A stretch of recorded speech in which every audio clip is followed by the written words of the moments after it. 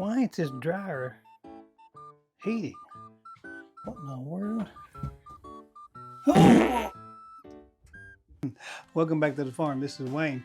All right, today we're going to talk about another fix that can save you guys a ton of money, and this is about your dryer. Now, obviously mine's not bad, so I'm not going to take it apart just to show you the parts. So stick around though, because I'm going to tell you exactly what to look for, where it's at, and where you can buy it and how to replace it. So let's get into it.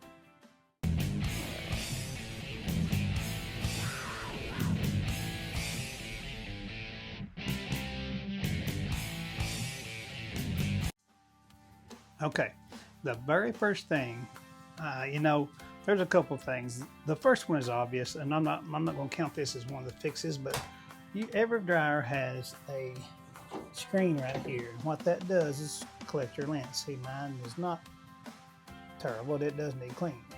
You always clean that after every load, and most people know that, but I just want to throw that in there. If that thing is clogged up, not only will it not heat very well, and your clothes not get dry, you'll actually burn up your dryer.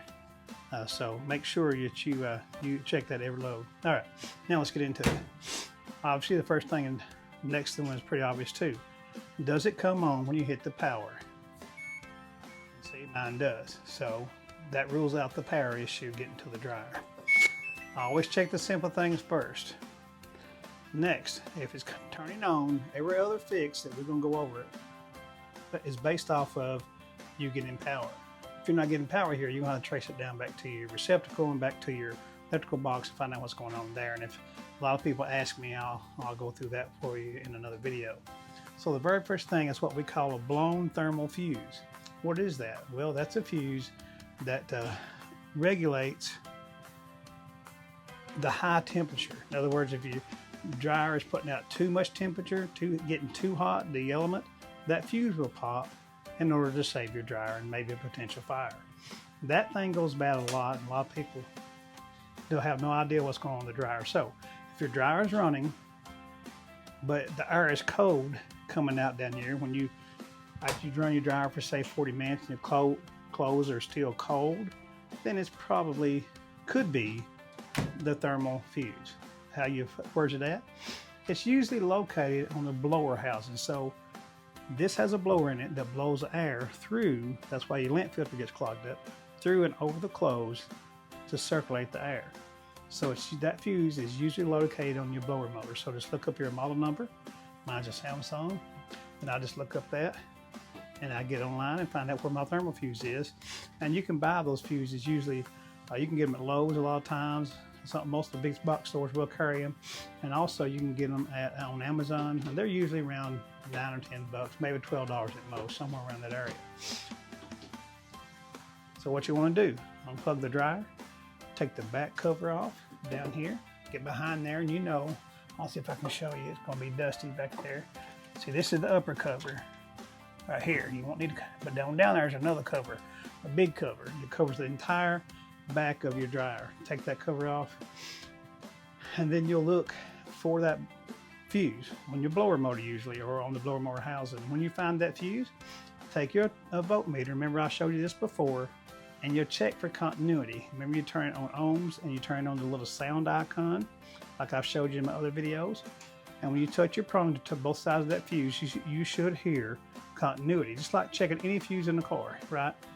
It should say beep. If you don't get that, then it's blown. Or if you don't know how to do all that, just pull the fuse out, hold it up to the light, and a lot of times you can see if it's blown or not.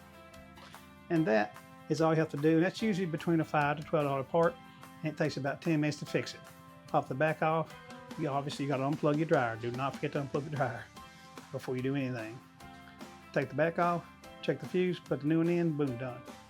Okay, so that fix will save you about $150. So then we're going to add these up. I'm going to show you how quick this adds up. If the fuse is bad, it'll save you about $150, and you're back in business. If you call a tech out here, that's what you're going to pay, at least $150. Now the next one is a very common one too, and it's the heater element. Now it's located around the metal housing behind the drum. So this drum here, right down here, this big drum, behind there, see way back there, and you can actually see mine, I'll show it to you. Well, kind of. So yes, it's usually behind here, behind this drum right here. See that screen right there? That's where the hot air comes out at. It draws air in through here. That's where you get the lint from the clothes, and it blows it out right there. Okay? And that's where the element is. It's like kind of like a stove element. You just, again, what you want to do is take the back off, and you'll see the heating element right there. You can't miss it. And it's behind the drum, like I told you. And again, you do the same thing. Elements are just like the fuses. They should have continuity. Take your meter, turn it to ohms, and I've showed you before, and then you turn it to the ohm section that has a little speaker icon. Then you'll touch one prong to each side of the element after you unplug it, unplug the wires from it, and then you should have continuity. It should say beep. If it doesn't have the beeping sound, then your element's bad. You can order that up.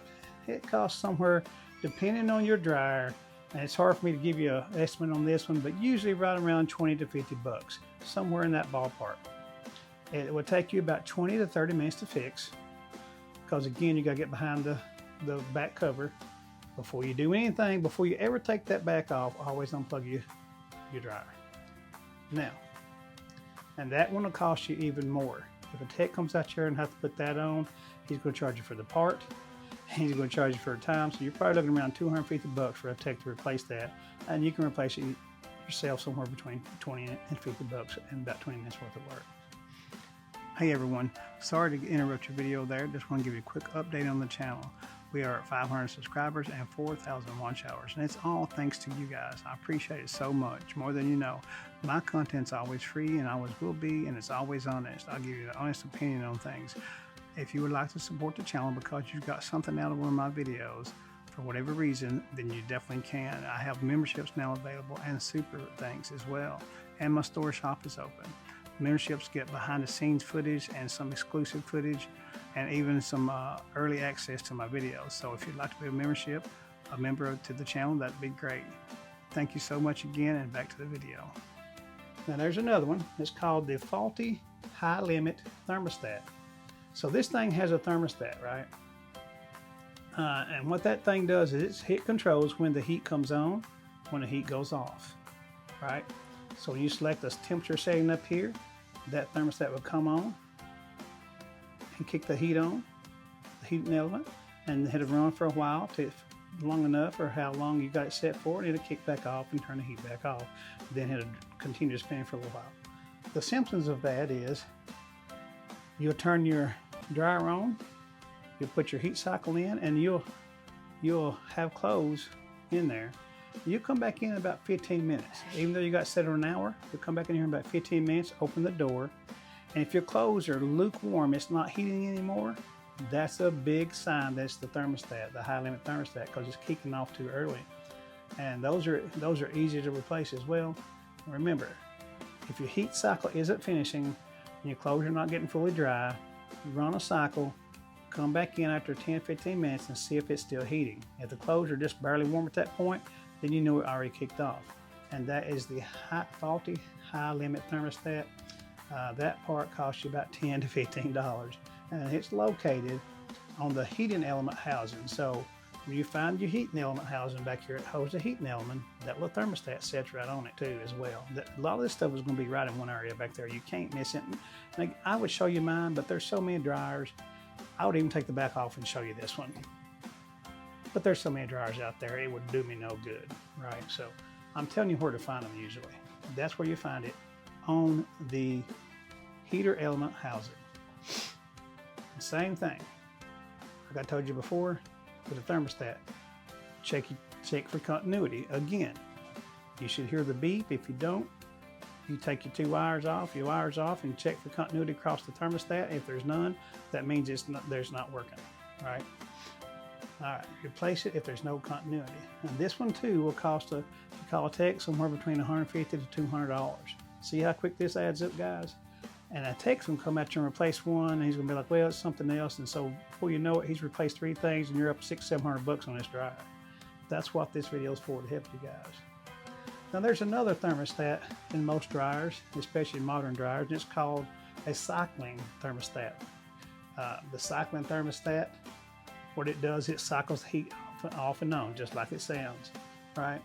So the symptoms of that is that the dryer heats, but it's not consistent, or it's never enough. Like your clothes gets almost dry, but they never do. Or it'll cycle on for a while, then off for a long while, then back on for a little bit, and then off. So that's how you'll know if the heat comes off and on sporadically, it's not consistent, then you know it's the cycling thermostat. That's the same process as your other thermostat to fix and to test, and it's going to be in the same location. You'll see 2 thermostats there. And when you look up your part number and your model number and your name, and you get in there and you see these parts online, if you're not sure, well, which thermostat am I looking at? Well, look online and see which thermostat looks like your 2, and it's going to tell you online on Amazon, wherever, cycling thermostat, high limit thermostat. Then you can say, okay, so now I know which one's which. And so you can test them both. They test both exactly the same. Now there's one more simple fix that most people overlook, and it is, you've checked everything else, everything checks out good, but it's putting out heat, but the clothes are just not getting good and dry. Well, thermostat is just much like many other things in life, especially in our world, and that is that they have to move air in and move air out. Move air in and move air out. Now, if it can't move air in, it's not going to heat properly. If it can't move air out, it's not going to heat properly. So once this filter's clean, all right, that's hooked up to a duct. Let me see if I can get you down in here to show you mine. No, it's too close to the wall. There's a little box that's filled down in there. But there's way down in there is a silver, you probably can't see it, but there's a silver pipe down there that runs from this dryer. I'm gonna show you outdoor. You'll have a little vent that looks like that right there. See that white vent down there?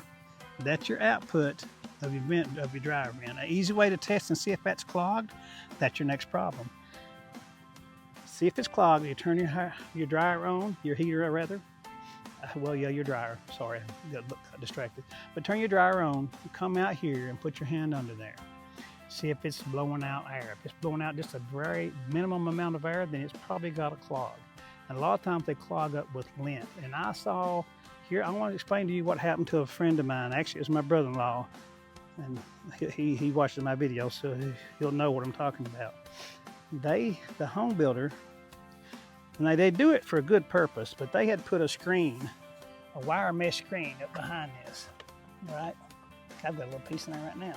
They do, when they build these, a lot of times they put a screen mesh between this and your dryer vent coming out. And that sounds good, but what happens is that mesh, your lint sticks to it like glue, and over a few months or maybe a year, that will become completely packed and you cannot get no air out of that.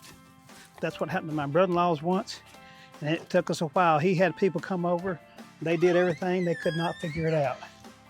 Me and him got out there and we figured out that his vent pipe coming out from the home was completely clogged up. We cleaned that out, took that screen out. He never had no more problems with it, and he can attest to that. And so that fix is literally free, and it takes you 5 minutes to figure it out. If the worst possible scenario on it is you'll have to pull your dryer out, pull your hose loose from the wall, and make sure the hose that runs from the dryer, sometimes it's a soft hose, is not clogged. That might be the worst scenario. Still, you're talking 5 minutes. That is all the fixes for an electric dryer. Don't worry guys, I haven't left you gas dryers out. These are pretty easy. Most time, if your gas dryer is not heating, it may be that your igniter hasn't ignited your fuel. That happens quite often. It could be a bad igniter. Check that first.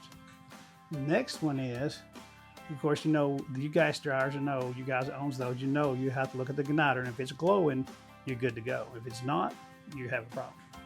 Next is a flame sensor. So there's a sensor built into those that lets the computer know that the flame is on, right? And then the third one is there's gas valve solenoids, and those control the flow of gas. If those go bad, obviously they can't control the flow of gas. And that's pretty much it with those three. That's the most common simple fixes for those. And there you have it, guys. That is all there is to it to fix your own dryer and save yourself, I mean, hundreds of dollars, and in many cases, enough to buy a new dryer.